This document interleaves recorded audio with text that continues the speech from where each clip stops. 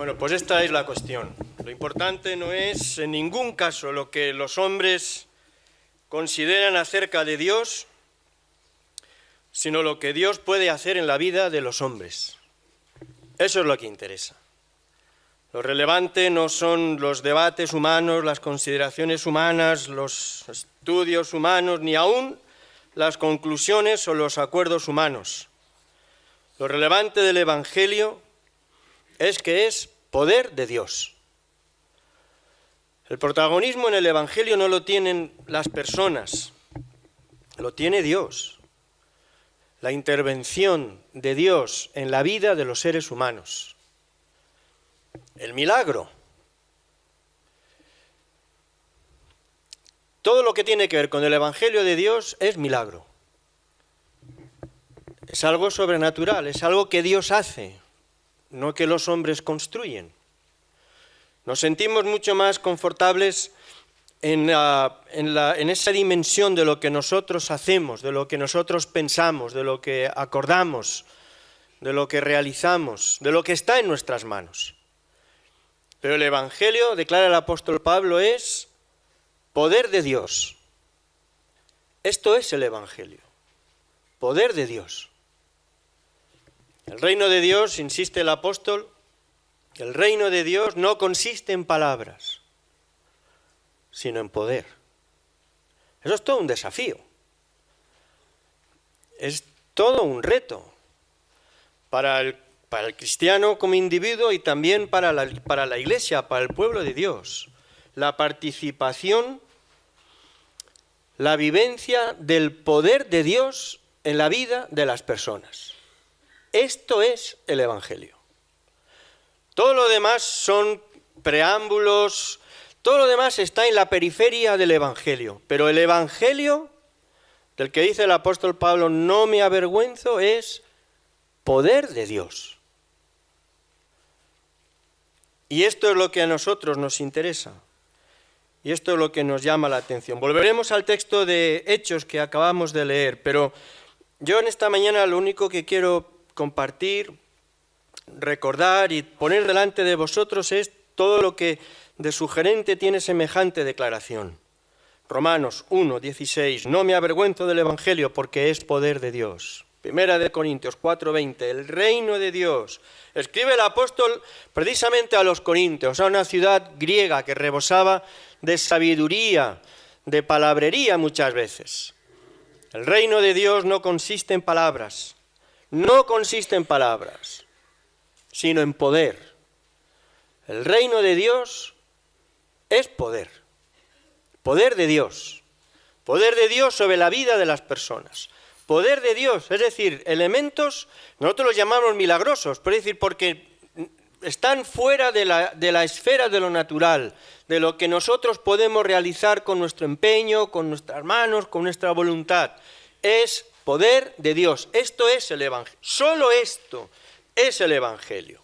Aún los frutos del Evangelio son también manifestación del poder de Dios, porque todo lo que tiene que ver con la construcción del carácter del cristiano, que es decir, la construcción del carácter de Cristo en la persona del discípulo de Jesús, aún eso es fruto del Espíritu. Es un milagro, es poder de Dios. Me gustaría que pudiéramos salir esta mañana en lo que a la predicación toca solamente con esta frase grabada en nuestra mente y en lo más profundo del alma. El Evangelio es poder de Dios. El Evangelio es poder de Dios, actuando en la vida de los hombres, actuando en la vida de los seres humanos y actuando en medio del pueblo de Dios. Y desde el pueblo de Dios actuando poderosamente en la vida de todas las personas alrededor. El Evangelio es poder de Dios que tiene un sentido como una onda expansiva, se extiende hacia el pasado. Mucho de lo que hemos recordado a propósito de la mesa del Señor tiene que ver con esto. El prodigio, eso dice el Evangelio de Juan, realmente el milagro, que Dios ha cruzado la eternidad y se ha acercado a nosotros. Que el reino de los cielos se ha acercado. que el Verbo, la palabra de Dios, se ha encarnado, se ha hecho carne, se ha hecho uno como nosotros, se ha acercado a nosotros, ha cruzado la eternidad y ha venido a nosotros en su Hijo. Y aquel Verbo, recordáis, hemos leído antes, aquel Verbo fue hecho carne, es decir, algo palpable, tangible, y habitó entre nosotros. Y lo hizo de una manera asombrosa, lleno de gracia y de verdad. Y trajo salvación. Trajo la restauración de todas las cosas, de lo que éramos en Dios antes del pecado. A todos los que le recibieron, a los que creen en su nombre, les dio potestad de ser hechos hijos de Dios, que no son engendrados por voluntad humana, ni por empeño humano, sino por Dios, porque es un milagro. Porque el reino de Dios no consiste en palabras, sino en poder. Porque el Evangelio es poder de Dios. De manera que cada una de las personas que se acercan a Dios en Jesucristo experimentan y reciben este regalo del poder de Dios actuando en sus vidas.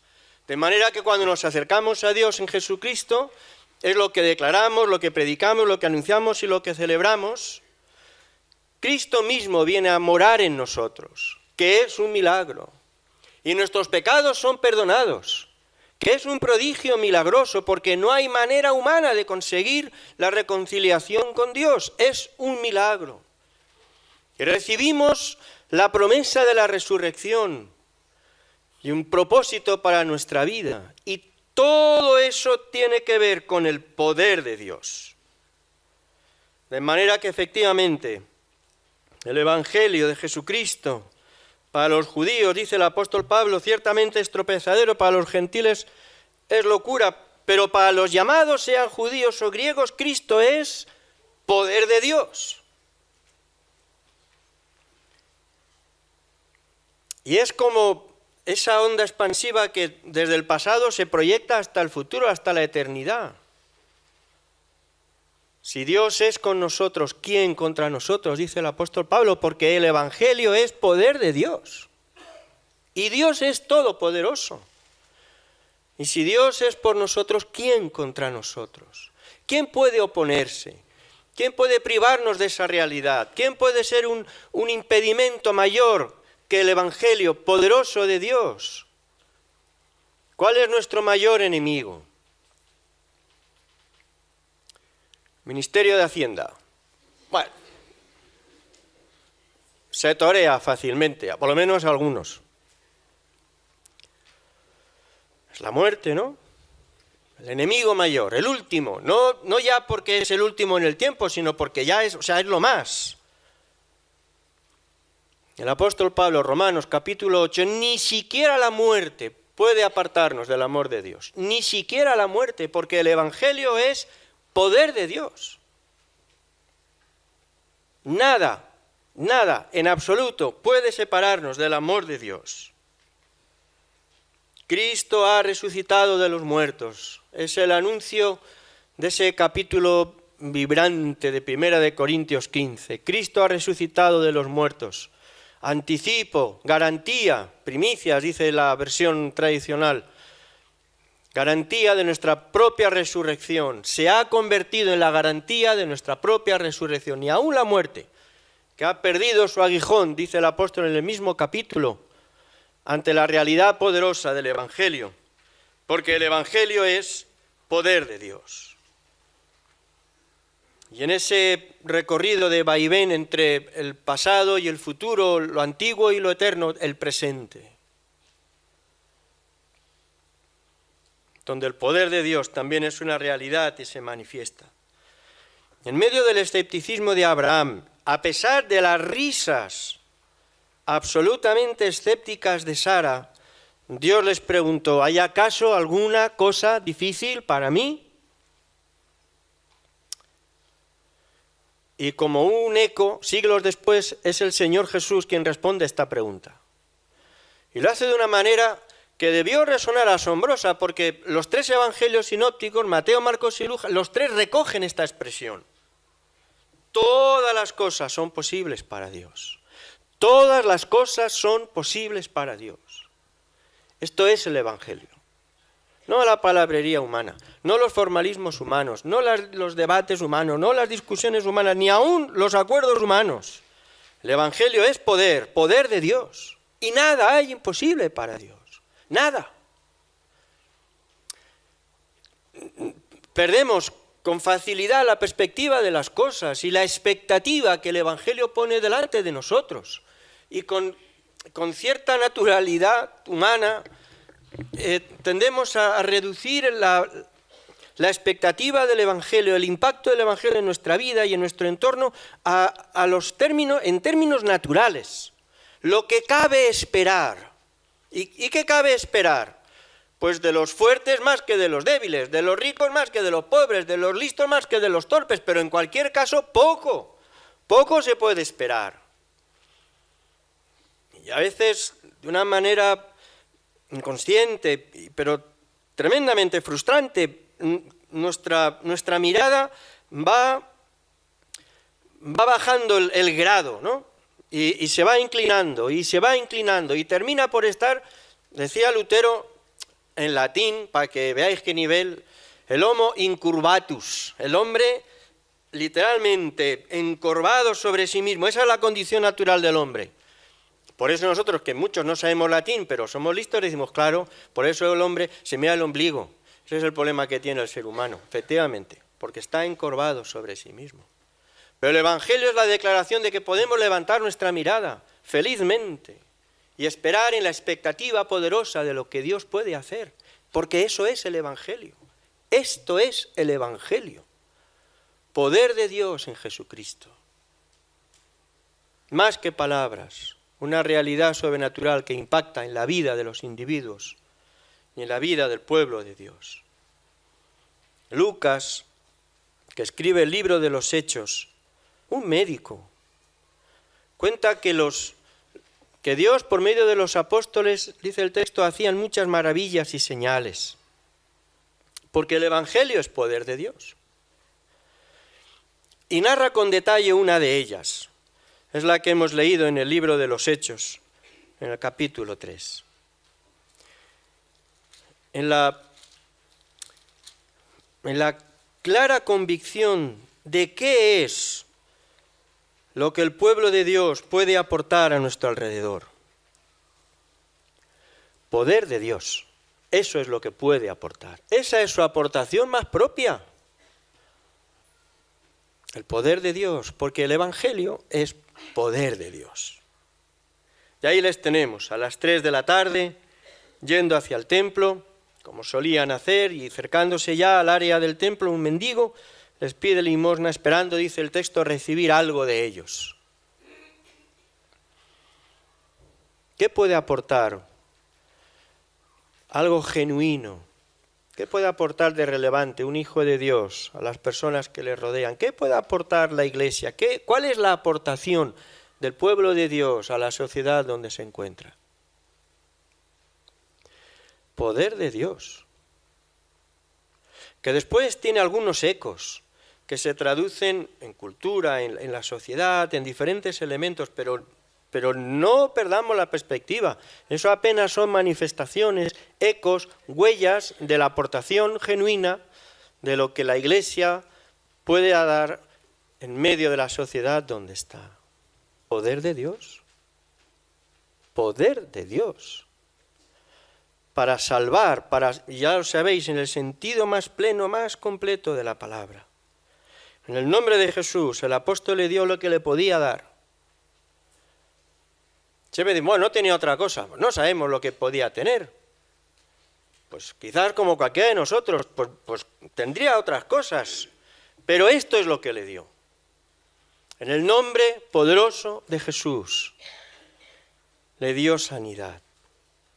Y aquel hombre sanó. Dice que el texto, un poco más adelante, dice que llevaba más de 40 años en estas condiciones, limitado físicamente desde que nació, más de 40 años.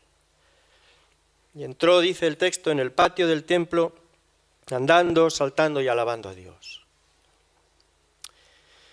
Porque el reino de Dios no consiste en palabras, sino en poder. Y nosotros decimos, bueno, entonces lo importante aquí es la sanidad, que sanó. Y entonces, el poder de Dios y la sanidad física, y entonces sana, pero a veces no sana, pero... No, pero esa no es la cuestión central, eso fue el elemento más llamativo. Pero fuera cual fuera, lo destacado era evidentemente la manifestación del poder de Dios, que a veces se expresa en forma de sanidad física y a veces de mil otras maneras. No podemos quedarnos ahí. Quizás este hombre, pensaba yo anoche, después de más de 40 años de estar prácticamente inválido, paralítico y estar ahí sin moverse, y después de estar saltando y bailando y celebrándolo, pues a lo mejor un año después le dio un infarto haciendo footing, porque, ves a saber, o le atropelló un carro y se murió, claro. No, si la cosa no es la sanidad física se da y a veces no se da. No nos perdamos ahí. Lo que es relevante es el hecho de la evidencia del poder de Dios actuando en la vida de una persona, en este caso de esta manera y en otros de otra manera. Pero es la manifestación de que efectivamente el Evangelio es poder de Dios. Tuyo es, dice el Padre Nuestro, termina así, tuyo es el reino, tuyo es el poder. Dios es todopoderoso. Y de una manera asombrosa, el Evangelio declara que nosotros podemos participar del poder de Dios. Recibiréis poder cuando haya venido sobre vosotros el Espíritu Santo, dice el Señor. Recibiréis poder. Poder. No, el poder humano, en fin, ya lo sabéis, no tiene que ver con eso. Ni la magia tampoco, que tan fácilmente se confunde el poder de Dios con el ejercicio de la magia, normalmente además bien retribuida, para vergüenza de los que toman el nombre de Dios en vano. No tiene que ver con eso, pero sí tiene que ver con una realidad sobrenatural, poderosa, porque viene de Dios mismo, que se expresa de mil maneras, a veces en actos visibles ante nuestros ojos y a veces simplemente en lo más profundo de la persona, experimentando la realidad del toque de Dios en su vida, en los aspectos esenciales más profundos y más necesarios de la persona. Poder de Dios para ser transformados a la imagen de Jesús. Uno de los textos siempre más sugerentes porque abre unas expectativas tan grandes. 2 Corintios 3:18. Nosotros mismos somos transformados, recordáis, somos transformados a la imagen de Jesús, ¿no? Por el poder del Espíritu. Transformados de gloria en gloria a la imagen de Jesús por el mismo Espíritu. Eso es poder de Dios. Eso es poder de Dios y por eso, claro que sí, repetimos una y otra vez y anunciamos una y otra vez que no tenemos por qué conformarnos con lo que somos, que no tenemos por qué claudicar con lo que somos y menos todavía darnos por satisfechos con lo que somos. No cabe en nosotros, bueno, yo soy así, siempre he sido así, siempre seré así. Esa es la negación del Evangelio. Es la negación del Evangelio, que dice que no hay nada imposible para Dios. Porque esta es la esencia misma del reino de Dios, el poder. Hay toda una expectativa que tiene que ver con esta realidad de lo que Dios puede hacer en la vida de las personas, en las relaciones de las personas, en medio del pueblo de Dios y a través del pueblo de Dios alrededor también. Poder para ser transformados a la imagen de Jesús y poder de Dios para servirle a Él también. Primera epístola de Pedro, si alguno ministra, si alguno sirve, si alguno ejerce un ministerio, que lo haga en el poder que Dios da, para que en todo sea Dios glorificado.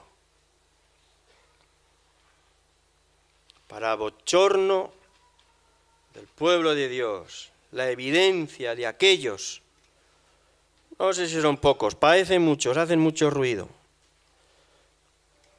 y aquellos que negocian con las cosas espirituales, que se convierten en protagonistas, que asumen vanidosamente toda la alabanza y toda la gloria y todo el reconocimiento, y que ahí los tenemos para bochorno, a veces en los medios de comunicación, No me refiero a José Pablo, por supuesto.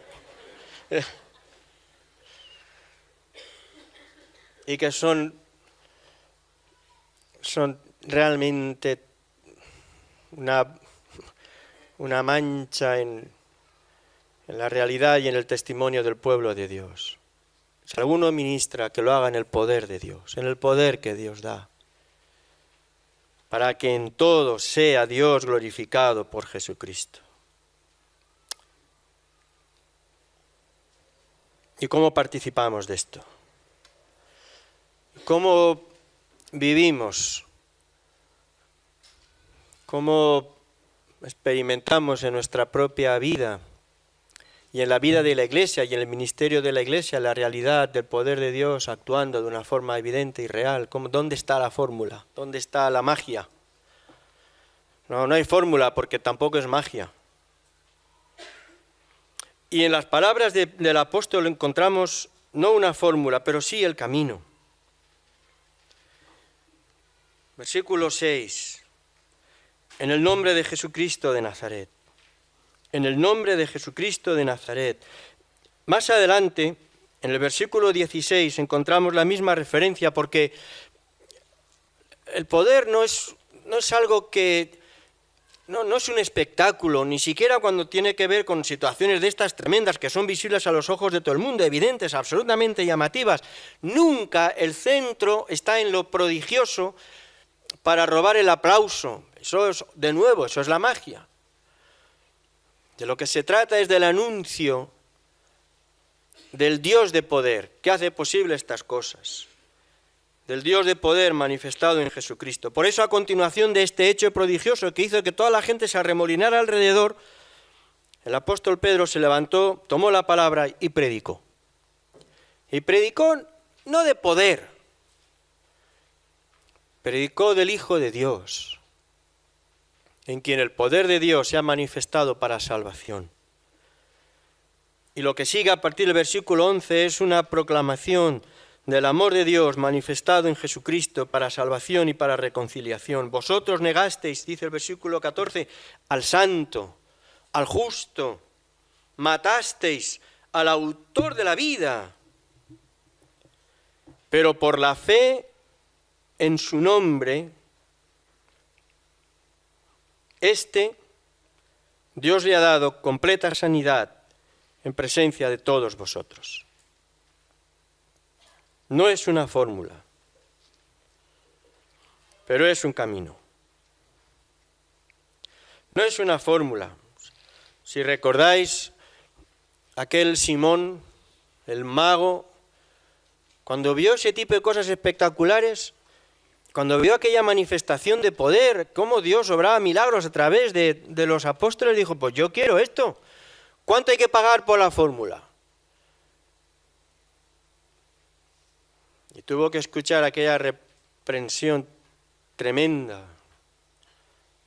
No es fórmula, no es negocio, no es magia, no tiene que ver con eso, ni desde luego con el protagonismo humano.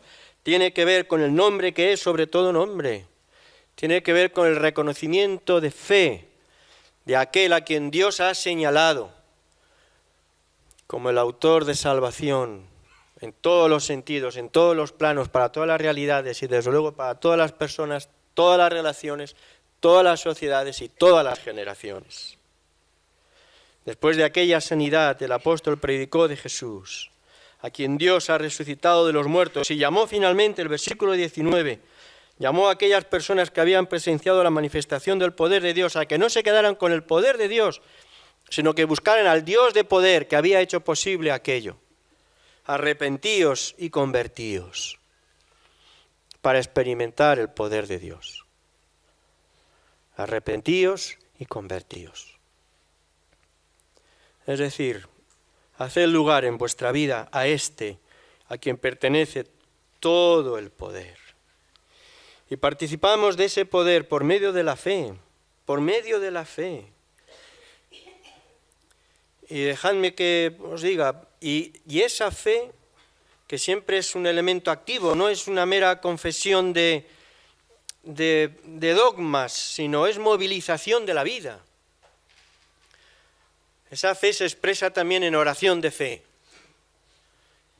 Yo tampoco sé hebreo, entre las muchas cosas que no sé, tampoco conozco de hebreo. Pero la fe tal como se recoge en el Antiguo Testamento en su sentido más genuino siempre, no es ese concepto griego, ¿no? Que uno cree cosas y entonces son verdades que incorpora y que hace suyas. Eso es un sentido de la fe muy, muy pasivo, no es esa la idea. En fin, todos los estudiosos parece que están de acuerdo que la fe de la que habla sobre todo el Antiguo Testamento, en ese idioma más frágil que es el hebreo, sin embargo habla de un sentido dinámico. La fe siempre es fe hacia algo, siempre es movimiento. La fe no es declaración, no es aceptación, es respuesta. Va incluido lo uno y lo otro, ¿no? Pero en su sentido más completo. La fe siempre tiene un sentido de respuesta activa. No simplemente de aceptación de cosas, de pues sí, pues es verdad. No, eso todavía no es fe. La fe siempre implica un sentido de respuesta confiada.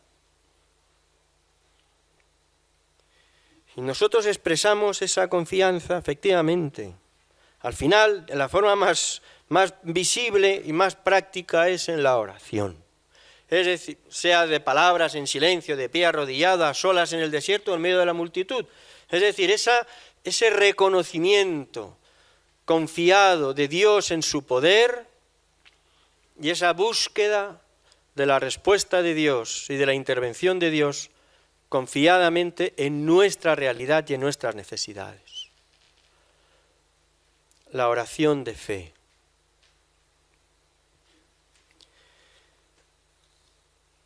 No es, ya lo sé, no hay que usar tantos versículos en la misma predicación.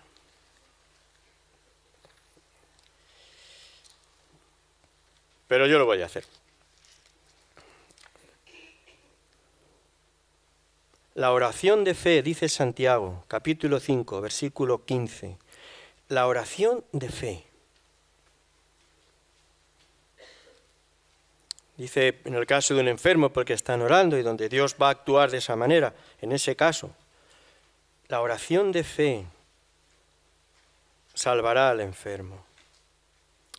Porque la oración del justo, versículo 16, puede mucho. La oración eficaz, que es una expresión que a mí siempre me mata, porque, claro, caray, ¿cuál será la oración eficaz? Ya la hemos hecho buena. ¿Y qué es eso?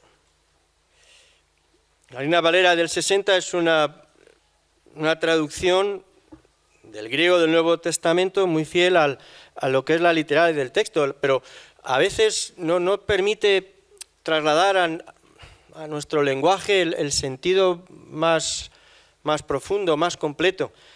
Muchas de las versiones contemporáneas lo expresan de otra manera.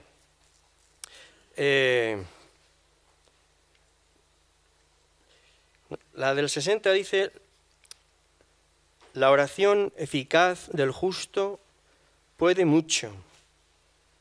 Pero otras versiones dicen, la oración del justo es poderosa y eficaz.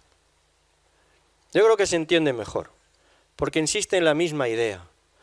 Es decir, porque al final tampoco es ese tipo de oración peculiar, estamos otra vez de la magia, y porque si no das con ese tipo de oración no funciona. Eso es magia, eso es abracadabra otra vez. No. Es esa expresión por medio de la oración confiada, la oración de fe, la que moviliza el corazón de Dios y que resulta poderosa y resulta eficaz. No tengo otra palabra que compartir, salvo la expectativa del poder de Dios irrumpiendo en nuestras vidas, irrumpiendo en la vida de la Iglesia, permitiéndonos ver actuar a Dios en medio de cada situación y de cada necesidad. No hay más. Esta mañana al menos no hay más. El poder de Dios, por medio de la oración perseverante en el nombre de Jesús, el Salvador, actuando en nuestra realidad.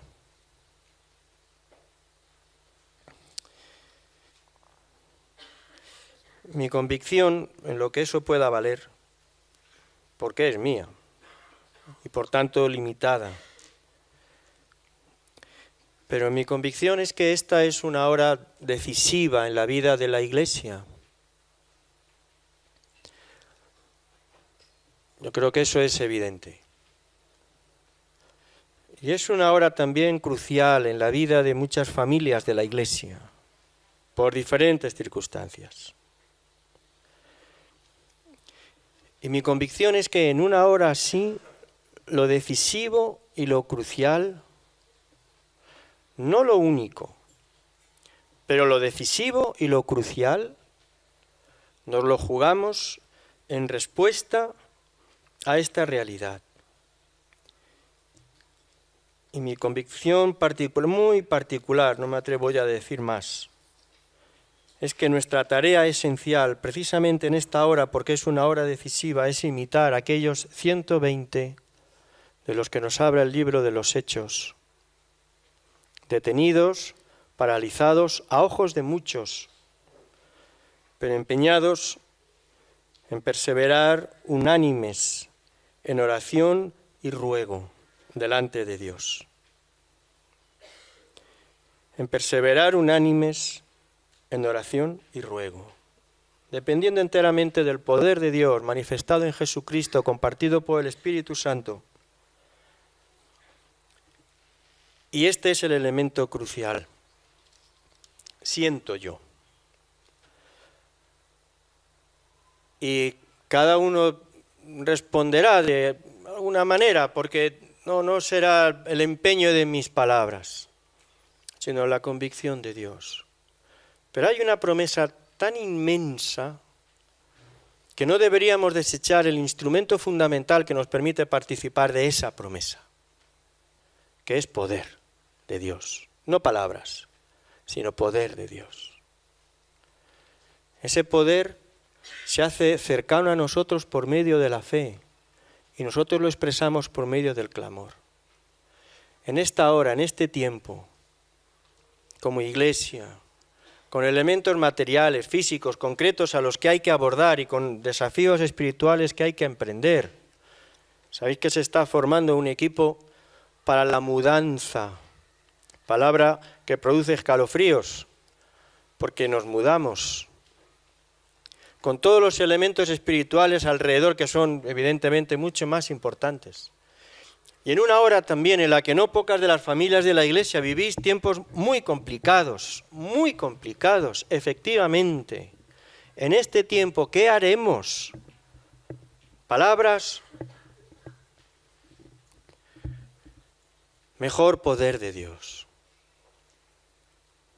Así que si algo tengo que decir y algo os animo y agradecería que escucharais, es que busquéis el poder de Dios, justo en esta hora, precisamente en este tiempo, en este momento, con lo que estás jugándote en tu vida, con las decisiones que has de tomar, con los conflictos que estás enfrentando, con todas las realidades inciertas a las que tienes que dar respuesta, y también como Iglesia.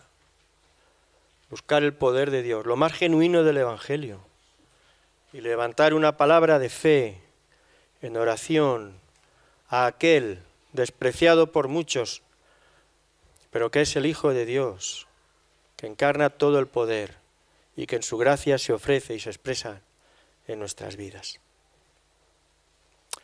El Señor os guiará. No me tenéis que dar la razón a mí. ¿Quién soy yo?